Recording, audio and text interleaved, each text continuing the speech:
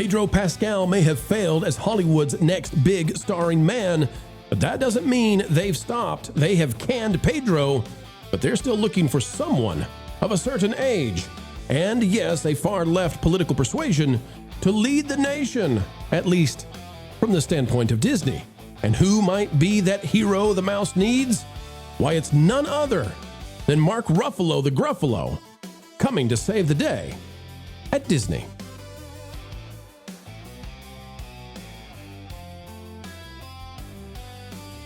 No, he's not a Marvel man anymore. He's gone far beyond. He's Mark Ruffalo, and he makes Pedro Pascal look like a centrist, I tell you. Click that like button. We'll give you the latest dish on why Disney is determined to put forth people who are abrasive and offensive to their audiences, but they don't care. At least one boss at Disney doesn't care, and Wall Street better be putting their eye on Dana Walden real fast. Click that like button, and you decide. Pedro Pascal was supposed to be the internet's daddy. He was supposed to be your peepaw. He was supposed to be the guy who drove audiences wild. Instead, he drove them mad, and Disney's so sad that he's been left behind in the dust. He was the star, of course, of Fantastic Four. That hit the floor. He's supposed to be the guy who drives the Mandalorian Grogu. Nobody showed up. And now people are saying, whoa, it was a slip-up to ever trust in Pedro. So Disney is moving to a new guy, and the new guy is Mark the Gruffalo Ruffalo. The Hulk himself is getting all kinds of Disney support. He's the new Pedro. He's Pedro 2.0. And I got to say, I hope this goes as badly as the last one. Why? Because Mark Ruffalo is an abrasive individual who embraces, I believe, communism, socialism at the very least, and he's quite the beast when it comes to hating on fans who disagree with him. Laughing Place has this. Pixar set director confirms Mark Ruffalo as the star of the upcoming film Gato. He also elaborated on the unique look of the film. There he is. They've hired Mark Ruffalo. Now remember, he is just about as abrasive. I mean, he makes Mark Hamill look like a centrist. He's the kind of guy that Jimmy Kimmel would like to hang out with. He is now the star of a kid film, but he's also being put into the Spider-Man film. You got to have your Mark Ruffalo in the Spider-Man movie too. So here he is, and the Hulk is going to be there. Spider-Man Brand New Day. Who's going to train young Tom Holland? Peter Parker? Well, nobody other than Mark Ruffalo yet again. He couldn't save She-Hulk, but he's here for all of these films. And of course, he'll be back in the Avengers films. He's everywhere. He's everywhere. I expect now that Mark Ruffalo is going to be getting even more support from Disney. And I'm just curious, Blaine, why does Disney continue to put in multi-IP, multi-domain positions these guys who are kind of politically nut jobs? What's going on here? It's got to be the people that they have now employed, because it's like this is a continual issue that we keep seeing in Disney, which I don't even understand the Mark Ruffalo thing anyways, because I also think on top of him just being abrasive and offensive, I think he's a terrible actor. He is. I see him in, it's terrible. There's 1,000 people they could get to play that stupid cat that would be better as a voice actor than Mark Ruffalo. We've heard him in the trailer, by the way. We can't play the trailer because they'll ding us, but it's just like generic voice guy. Right, exactly. So it's like, to me, it feels like there are just these embedded people within Disney who are trying to keep these abrasive personalities in the spotlight for as long as humanly possible. But what's insane is you're just watching it tank the company further and further. It makes absolutely no sense. So it just seems like there are embedded people within the company that are hell-bent on keeping like their people in front and center. You're exactly right. And what we are hearing, unfortunately, from our sources is that the Disney studios, the companies, the divisions that work in entertainment are repoliticizing. I mean, let me say it again. They are going back to politics. Caro, that's a real problem. And this is something we're watching carefully, because one of the dangers Disney faces is that they have Dana Walden, who is best friends with Kamala Harris. She's over everything entertainment. And we know why she's there, because they were going to get this big revolt against them. They wanted Josh D'Amaro as CEO, but they could not let go Dana Walden for reasons gender and political.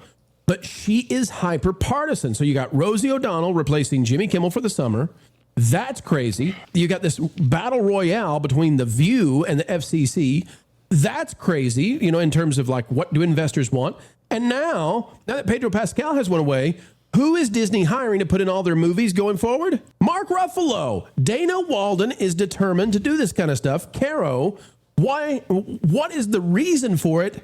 if it's not just political, is there any economic, is there any fan-based reason to push Mark Ruffalo? No, because I was actually talking about this with one of my friends, and he was commenting that Mr. Ruffalo likes to advocate for the modern man or the average man, but the average man doesn't like him, right? So it's not working very well. I have a sneaking suspicion that this isn't really so much about making money or political. I have a feeling that there's like some kind of influence web that's going on, and that Mark has attached himself to things where it's very hard to remove him at this point without causing a big problem or a cascading fault, as I like to say. But why give him new stuff? Why give him new stuff? Claire Valdez says, accomplished actor, committed activist, Claire for Congress supporter. Here we go. Here's Mark Ruffalo. Hey, everybody. It's Mark Ruffalo, and I have a message for he's so nervous. In always Brooklyn, his thing. Western Queens. There is an incredibly important election happening right now for a member of Congress, and I'm personally so excited to support Assembly Member Claire Valdez. She's tough as nails. She's a union organizer. She's fought for workers' rights. She's fought for the environmental justice community. She's been up in Albany slugging it out. She's confronted the ICE deportation madness machine, and she's spoken out on moral clarity. If you like her so much, where's your selfie? Issues when a lot of other politicians didn't or couldn't or didn't have the courage to do it. Oh, now he's acting. Good job. Yes, and if you'd like to know about this Claire Valdez out of New York, she's a socialist. So she is. This guy is nonstop. I mean, he is the new Pedro. You can contain it though, right? So let's say that you hire a guy to play the Hulk, and you hired him because he acts nervous, and so that's a good Bruce Banner, okay? So, all right, we got this guy. We're stuck with him as the Hulk. You don't have to start putting him in all these other things and in these other places, but Dana Walden is doing it, and I think she's doing it because she says, screw it. You can't fire me. I'm going to poke my finger in your eye. She was good for maybe a few months, but now we're starting to see moves, including people reaching out to us via email and saying, hey, Pro, you need to know it's all going back political behind the scenes. It is all happening again, and I think this is one of the most public-facing ways we can tell it. Marv? I think just real quick, I think he's also very easy to control, because one of the reasons that he got put on for Hulk was because Edward Norton was not playing ball. But when they brought this guy on, he was kind of like, yeah, chef, whatever you want. And so because he's so easy to spin around, they want to keep him around too. Yeah, I think that, if you've got Dana Walden, who we know is connected to the political machine on the left, the political machine on the left wants Mark Ruffalo out there in big projects because he then goes out and uses that star power to advocate for them in public. Well, Disney is where it has to happen now, Pro, because guess where Mark Ruffalo is never going to work again? Paramount and Warner Brothers, because he has been Captain Anti-Merger. They will never hire him again. He has made himself completely unhireable to a major Hollywood studio. So of course, let me ask you that, Marv. Don't mean to interrupt you, but is this Dana Walden then also fighting back against the Ellisons and saying, we'll hire the people that you won't hire because you won't hire brazen, crazy, politically active celebrities?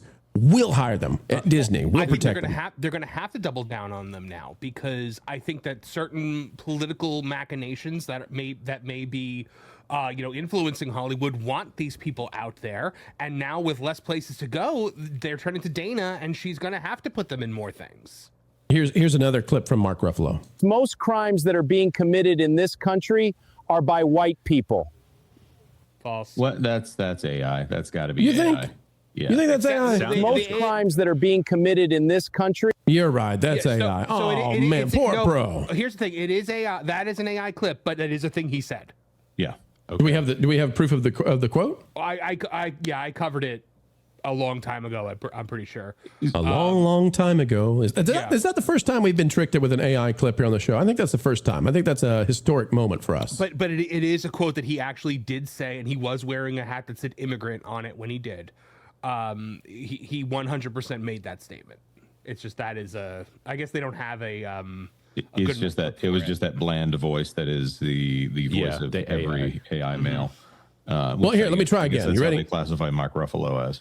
How about this? How about we try one more time? Here is another clip of Mark Ruffalo. This one, not AI, as we continue on to show you just what kind of guy this is and how he is truly Pedro 2.0. In New York, rent is crushing people. Childcare now costs over $20,000 a year on average. So happy about it. All Trump's policies keep making billionaires richer, while working families endure cuts to essential services. So last year, over 1 million New Yorkers came together to vote for Mayor Mamdani's affordability agenda. So who's getting in the way? Governor Kathy Hochul has a choice to make. You protect working families and tax the rich, or make Trump's cuts worse by forcing everyday people to pay more. 60% of New Yorkers, like me, agree that we should tax billionaires and corporations to fund childcare, housing, and transit. Working people shouldn't be the ones always stuck with the bill. Which this is just class warfare. And by the way, the billionaires, the millionaires, they're leaving New York in droves. I mean, they're just leaving New York like crazy, which means it'll collapse the New York economy. Media companies are leaving New York. It's really sad seeing what's happening. But this is the guy that Disney is deciding. And by the way, Mamdani's a Disney guy too. He started a Disney movie. His mom was a Disney director. So, but Ruffalo is, man, he's not the guy that I would sit there as Disney and say, what ultra liberal 50-year-old man do we need to put into all of our projects? I've got the clip, by the way. Okay. Marv, share it, please. It's in the, I sent it to you in the private chat. It's in the article that we did a year ago, actually, June 18th. See, this is how I got tricked. I remember this was real, and then we clicked the thing. Okay, here we go.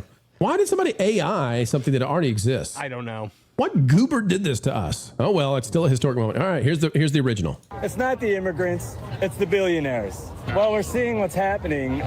First of all, we're understanding that the immigrants aren't the criminals. If you look at the statistics, most of the crimes that are committed in this country are by white people, that non-immigrants. Oh, so he just doesn't understand per capita. Yeah, okay. He doesn't know what per capita is. Yeah, okay. He's a genius. He needs to take a Latin course. Doesn't understand percentages, doesn't understand basic math. And so weird. You know, there's nothing like an actor who has to engage in a system of power in which they are handed more money than is worth the specific effort for what they do. That they think that the entire system must run that way. But no, there are plenty of people who've worked their butt off to earn something, even something small, that look at a system like the one that Mark Ruffalo is describing and saying, the safest hands are still our own. But, Jonas, every upcoming film of note, okay, he has some very little films that he's working on that are outside Disney. Every major film that this man is going to star in going forward is Disney. He is being literally propped up. He is artificially being placed above every other person who would be better than him by Disney, by Dana Walden. He's in Spider-Man Brand New Day. That's 2026. He's in Gatto. That's 2027. He's in Avengers Secret Wars. He's in the whatever the next Avengers movie will be that they're going to come out and claim whatever. This guy has the next 4 or 5 years set, and it's all from the House of Mouse. This guy who is ultra political and abrasive and an enemy to so many of his audience or their audience. It's just Dana saying, "Come on in, Mark. This is who we want at Disney." I have a weird question. Sure. Because normally Disney, when they bring actors on, they like try to make sure that they don't have like a super interesting. That used to be the case, yeah. Yeah. Well, the only reason I'm asking that is because there's a movie where he's basically walking around full frontal at one point. Yeah, they for some reason they cut that out, and then I think it was not inclusive enough, but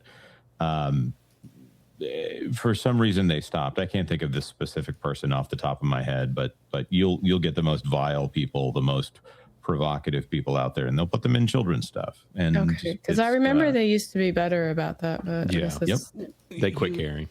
Well, I mean, with Ruffalo, Gatto is, I think, one of the first things I've ever seen him play like the lead in for Disney. So that's going to be interesting because typically they just slip him into a supporting role into films that are guaranteed success. Like Spider-Man Brand New Day is going to make a whole lot of money.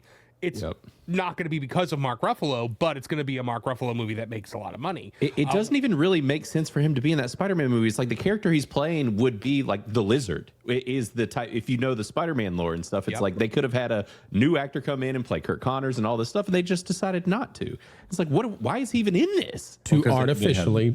Yeah. Go ahead, Jonas. No, they because they have to have Spider-Man reliant on the MCU. Yeah, and they have to have that headline, like sending out a thing that says $100 million in ad-related boosts to Supergirl. Like, okay, that's intentionally put out there to confuse the issue, because that doesn't mean that Supergirl is going to make $100 million more. They want everyone to go, oh, I heard about the thing. It must be successful. It's phase 2 of the underpants gnomes, so that people think they must have arrived at step 3. Mm-hmm. Yeah, and I'll say this too as we wrap up this topic. You know, we're not against Disney hiring people of political persuasions. We don't care. We want Disney to hire people who are marketable. We want people, movie stars who are likable, because for the economies of Disney, that's wise. And so we often say back to the mainstream middle, the sensible center where money is made. And it tends to be that hiring people who are in that sort of frame is beneficial economically to the company. So we don't really care about the politics. What I care about is when I see a pattern, and Mark Ruffalo is part of a pattern where when I see Rosie O'Donnell selected to replace Jimmy Kimmel at a time that ABC is facing up against the federal government, I say, what exactly is that about? Is that in the interest of the shareholders, or is that Dana Walden making a political play, getting ready for the next elections? When I see The View battling the FCC, I say, okay, is that in the interest of shareholders? Or is this a political grudge? And when I see Pedro Pascal unable to carry the baton for Disney, and so they hand it off to Mark Ruffalo, I say, out of the thousands and thousands of actors who could be doing this, why Mark Ruffalo? He's actually abrasive and mean, right? It's like if you started casting Robert De Niro just for the heck of it. You don't hire people who actually offend the audience purposefully. And their number one agenda is politics, not their celebrity status. Go ahead, Marv. I was going to say, Robert De Niro is actually a good actor, though. That's what the I was thing. about to say. Yeah, like, there's you no hire people plus that are side good at the to job. Yeah. Not a one. But he's the new Pedro. He's Pedro 2.0. You know, we've reached the end yet again. But ladies and gentlemen, we've had fun today, have we not? And until the next time we get to do so yet again, be a friend to the channel. Click that like button. Share your thoughts in the dialogue down below. And if you're not yet subscribed, well, we need you right here on Team Pro. Until we meet again, keep learning, keep growing, and as always, keep having fun.